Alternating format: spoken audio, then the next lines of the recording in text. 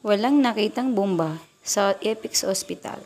Kaya sabi ng CEO sa mga pulis na di yata sila ang susunod na target ng bomber. Habang naman tumitingin sila ng CCTV, ay biglang kumatok o biglang na lang pumasok si Annalyn. At ang sabi niya, "Ma'am, nakausap ko na po ang bomber. Nandito daw po ang backpack sa loob ng hospital." Kaya sabi ng CEO, ano ang gagawin natin para mailigtas ang mga tao? Sabi kaya naisip ng CEO, buti pa mag-fire drill na lang tayo para wag magpanik ang mga tao. At yun nga ang ginawa nila para lahat ng mga pasyente ay hindi magpanik para makalabas lahat ng safety. Habang si Chang naman at si Lynette ay papunta ng Apex Hospital ay gulat na gulat sila kung bakit ang tao lahat at daming tao lahat sa harap ng ospital na nakalabas.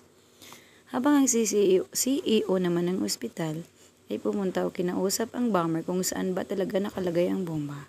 At sabi ng bomber, "Sinabi kong lumuhod ka, ayaw mong lumuhod. Gusto ko lahat ng mahihirap ay walang bayad, libre dito sa ospital. O gusto mo buhayin nyo ang asawa ko." Kaya biglang lumuhod yung CEO ng ospital. Sabay siyang umiyak. Sabi niya, "In behalf sa mga pasyente at maraming manganganak, maawa ka naman." Umiiyak siya na lumuhod sa harapan ng bomber. Dahil awang-awa siya sa pasyente, awang-awa siya sa lahat ng mga naoperahan sa mga bagong panganak na wag lang talagang pasabugin ang Apex Hospital.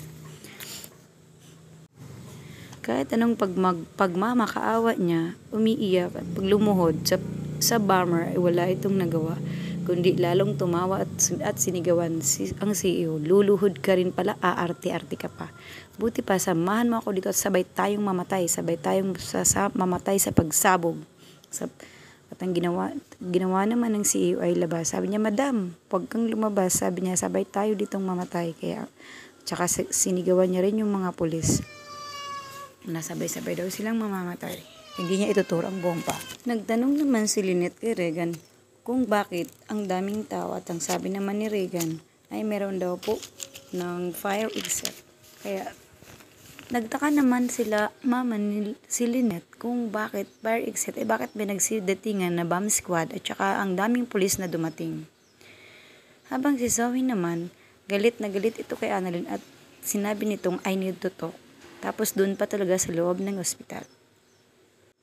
Nagsumbatan naman silang dalawa dahil si Zoe ay lagi na lang nagsiselos kung sino ang nakakausap ni Annalyn. Pati tatay nito o si Dr. Benitez ay galit na galit si Zoe kung nakakausap ito ni Annalyn. Hanggang sa nag-away sila at napagbalikan naman nila ang nangyari sa kanilang tatay. At inis na inis din si Zoe kay Annalyn sa sinabi nito dahil sabi niya, "Pag may kinalaman ang nanay mo, pag anong nangyari sa tatay ko ay wala akong pakialam, ipapakulong ko ang nanay mo." Isagalit naman ni Zoe ay binuksan nito ang sirang room o sirang lock na room at doon kinulong si Annalyn. Si Annalyn naman ay nanghihingi ng tulong. Nabuksan lang siya doon sa sirang pinto o sa sirang room. Kaya walang may nakarinig sa kanya, kaya ang ginawa ni Annalyn ay nag-ikot-ikot siya sa loob ng kwarto at doon niya nakita yung bag ng bomber. Kaya dali-dali niya itong binuksan at nakita niyang nakaset na yung bomba para sumabog.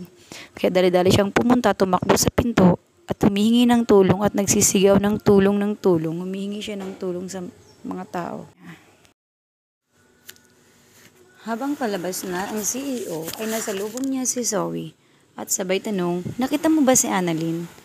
Hindi si Zoe sumagot.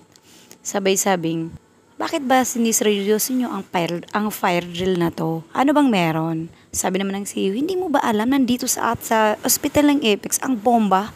Nakita habyusin ni Annalyn." Pabalik-balik na tanong ng CEO kay Zoe, ngunit si Zoe ay natulala at hindi ito sumasagot at sabay labas. Kaya ang ginawa naman ng CEO ay nag-ikot-ikot itulog sa labas para hanapin si Annalyn doon sa loob ng Apex Hospital. Kaya narinig niya talaga yung kumakatok o tumatawag si Annalyn na humihingi ng tulong. At nung nakita na ito ng CEO, ay tinanong si Annalyn, Annalyn, calm down, tutulungan kita. At ang sabi naman ni Annalyn, Ma'am, nandito po yung ma'am ang bomba sa loob. Kaya nataranta rin na umiiyak ang CEO ng ospital at sabay sabing, paano kita matutulungan, Annalyn? Dahil natataranta na rin siya. At ilang minutes na lang ay sasabog na ang bomba. Habang nag-uusap sila, ay nakikiusap si Annalyn. Ang sabi niya, Tita, ano man ang mangyari sa akin na ipaabot mo po kay tatay na mahal ko po siya dahil ipinramdam niya po sa akin na tunay niya akong anak at iyasabay yakap mo na rin ako sa kanya.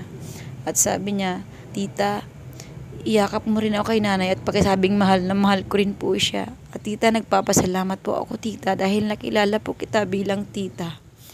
At sabay iyak. Sabi rin ng tita niya, I'm sorry Annalyn. Sabay humagulhol at lumabas. Dahil wala kang siyang magawa, hindi niya mabuksan si Annalyn.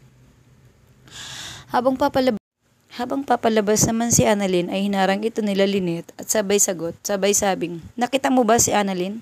Sagot naman niya rin, opo, nalak po siya sa loob ng storage room. Sabay sigaw ng mga ano? Alam mong may bomba doon? Bakit doon siya kinulong? Bakit mo siya doon kinulong? At yun naman, tamang-tama naman datingan nila Doc Benitez at yung yung taong mag-aakusa kay Annalyn na pasyente niya dati.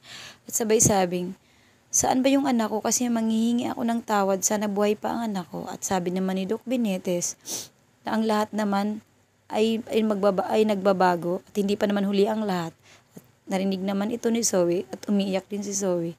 Sabay naman ito ng pagsabog ng bomba. At pagkarinig nito nila Lynette, nila Josa, ay sinabunutan si Zoe at ang sabi nila, ikaw ang dahilan kung bakit namatay si Annalyn. Kaya bukas guys, abangan natin ang abot kamay na pangarap. Maraming salamat guys.